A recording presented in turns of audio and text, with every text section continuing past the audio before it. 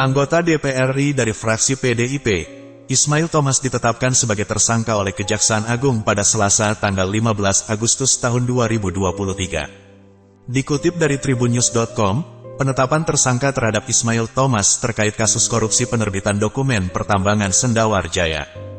Bahwa pada hari ini tim penyidik Jampitsus telah menetapkan tersangka terhadap tersangka dengan inisial IT, anggota Komisi I DPR RI atau Bupati Kutai Barat 2006 sampai dengan 2016 dalam tindak pidana korupsi penerbitan dokumen pertambangan Sendawar Jaya, kata Kepala Pusat Penerangan Hukum Kejaksaan Agung, Ketut Sumedana dalam konferensi pers, Selasa tanggal 15 Agustus tahun 2023. Berdasarkan pantauan, Ismail Thomas tampak digiring keluar gedung pidana khusus, Pitsus, Kejaksaan Agung dengan tangan di borgol. Dia juga mengenakan rompi tahanan berwarna pink terang. Setelah ditetapkan tersangka, Ismail Thomas langsung ditahan di rutan Kejaksaan Agung. Dirinya ditahan selama 20 hari ke depan terhitung sejak Selasa tanggal 15 Agustus tahun 2023. Yang bersangkutan ditahan selama 20 hari sampai tanggal 3 September di rutan Salemba Cabang Kejaksaan Agung. Dalam perkara ini dia dijerat pasal 9 Undang-Undang Pemberantasan Tindak Pidana Korupsi Junto pasal 55 ayat 1 ke 1 KUHP.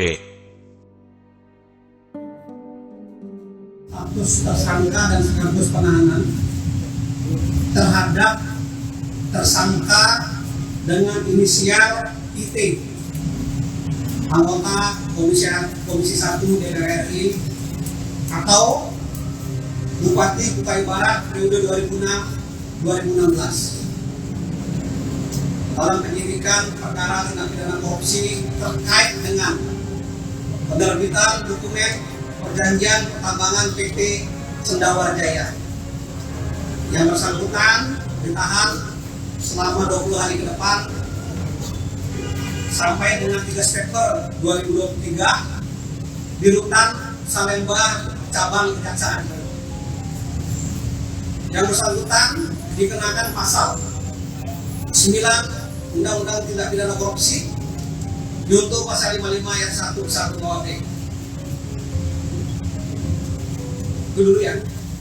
Terus yang kedua, pada hari Jumat kita akan melakukan satu pemeriksaan terkait dengan status uang 27 miliar yang akan kita lakukan pemeriksaan secara komprotir.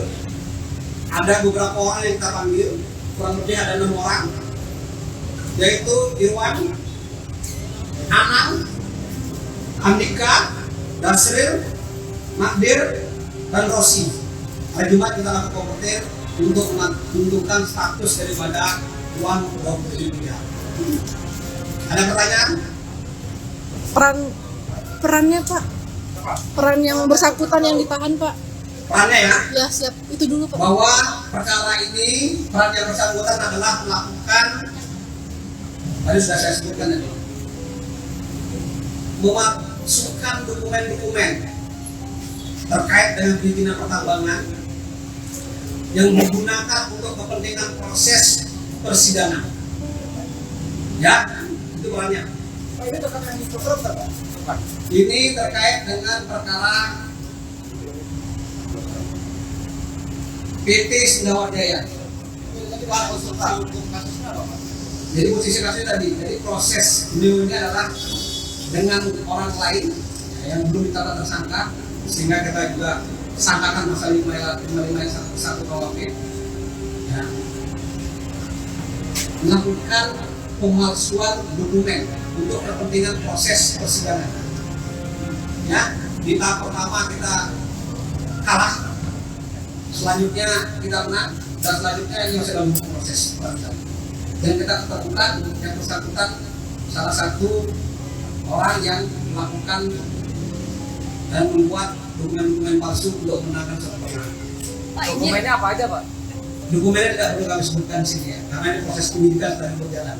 Pak, izin penegasan, ini berarti kasus baru dan berarti Thomas Ismail ini apa namanya, mungkin pasalnya bisa diulang lagi. Ini IT ya, tersangka IT. Ismail Thomas kan ya Pak? Tersangka IT saya nyebutnya. Ya. Jadi pasalnya adalah pasal 9 Undang-Undang Tindak Pidana Korupsi juntur pasal 55 ayat 1 bersatu 2B. Jadi yang bersangkutan ini diduga melakukan